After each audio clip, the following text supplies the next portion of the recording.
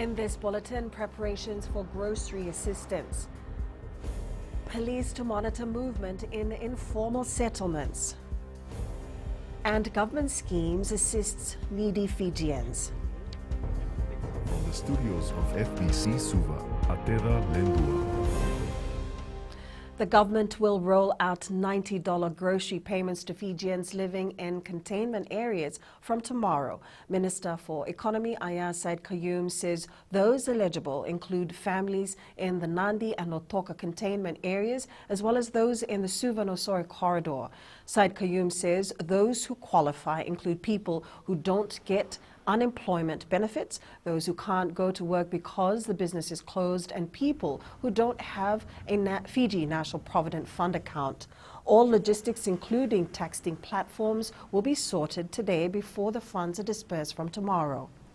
We have to ensure that there is proper accountability. There needs to be a new culture of honesty about this, and please, we urge everybody that we have actually tried to come up with a much better system. And this is the best system to be able to deliver the accessibility to those Fijians to be able to buy, basic food items or various other items that they want to, access. The Ministry of Economy has had to sift through calls for food rations on the 161 helpline as there were many repeated requests. Acting Permanent Secretary for the Ministry of Economy, Shiri Ganda, says 4,430 food packs were distributed before midnight on Sunday. Ganda says they expected delivering around 7,000 packs. However, after some data cleaning, the number dropped because there were several calls from the same household. He adds each food pack costs around $43.50. Each food pack had 8 items, including 10 kg rice, 4 kg flour, 1 kg split peas, 500 ml cooking oil, 14 fish, 100 gram tea leaves, 2 packs of breakfast crackers, and 300 gram milk powder. Market vendors in the Suva containment area have had to increase their prices to recover losses suffered over the weekend. Most vendors in the Suva market say produce bought on Friday had gone bad when they returned on Monday after the snap lockdown of the Suva and Nosori containment area. The lockdown started at 8 p.m. on Friday last week and ended at 4 a.m. on Monday. At this time, once we lose about $1,000, $2,000, it will take years to recover that. We have increased our prices slightly to help us recover the loss we suffered due to the snap lockdown. The Health Ministry is working with police to monitor people lining up outside most supermarkets in the containment zones, particularly the Central Division. Permanent Secretary Dr. James Fong says they have been reminding Fijians from the start about the importance of following the COVID-19 safety measures. However, the message seems to have been ignored. He says police officers will be out in numbers, particularly at supermarkets, to ensure people maintain the 2 meters distance, wear face masks, and have their Care Fiji app activated. The soft approach to keep reminding people to please maintain your... There's a couple of areas, especially in some of our crowded areas where the supermarket is selling to a lot of crowded people, that we will probably now have to get people to go and patrol it regularly and sort out the distancing. And if it doesn't happen, then we'll just have to close it down. The Health Ministry, through its vaccination program, hopes to target the vulnerable population living in close proximity. Permanent Secretary for Health, Dr. James Fong, says discussions are underway on how to keep these families safe, and police have been engaged to monitor these areas. Dr. Fong says this includes those in squatter settlements. They are quite vulnerable in that respect, that they live they're in poor neighborhoods. So we've been talking about various discussion about how can we probably get to them. Maybe we get through employers, especially government workers. If they stay a lot of there, then we might be able to vaccinate government workers and family. That might be one access point. Thousands of people have been assisted by two government schemes designed to help unemployed Fijians. The Stronger Together Job Scheme and concessional loans for small and micro businesses were introduced to cushion the blow from COVID-19. Minister for Economy Aya Said Kayum says these measures are bearing fruit. A total of 83 employers have been approved with around 1,362 jobs under the new Stronger Together Job Support Scheme.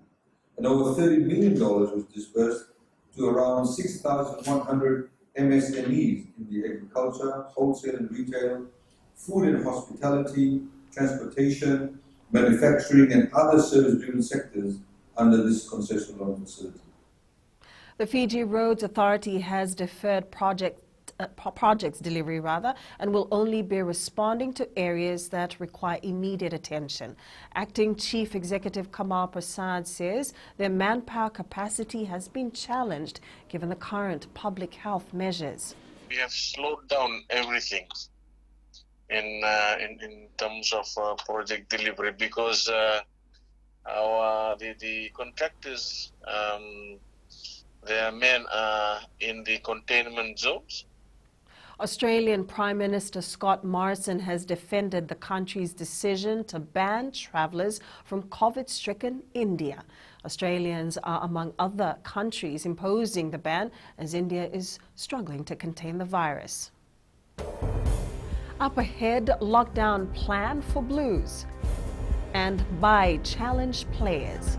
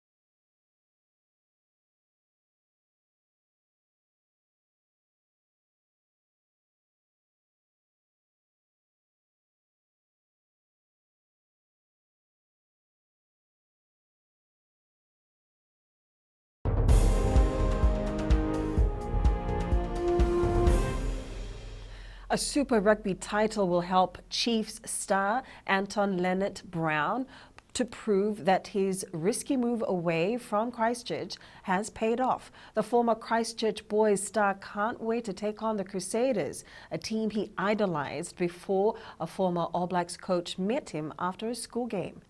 Former Flying Fijian Sarah Mayambai has encouraged all Fijian rugby players to be good examples during this crisis. Bai says although it may be disappointing that sporting events aren't happening at the moment, but health is always a priority. The newly appointed Tailevu coach has called on not only skipper provincial players, but other athletes to be vigilant of government protocols and to carry out their isolation training at home. I think the whole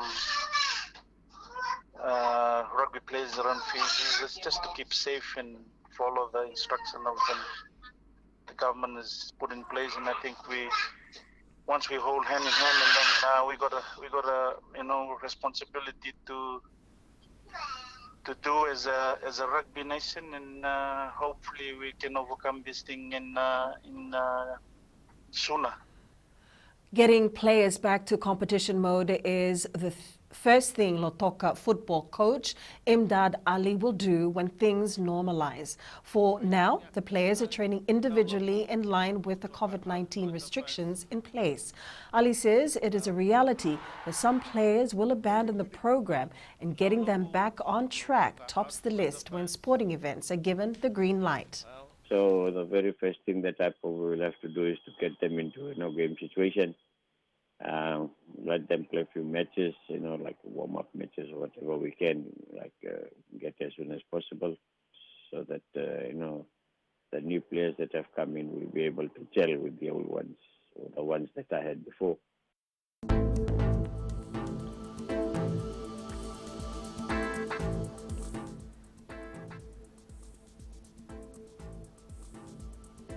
A heavy rain warning remains in force for the eastern half of Itilevu from Pacific Harbour through to Suva, to Nosoria up to Tailevu, Kantavu, Vanolevu, Taviuni and nearby smaller islands, Lomaiviti and the Lau Group.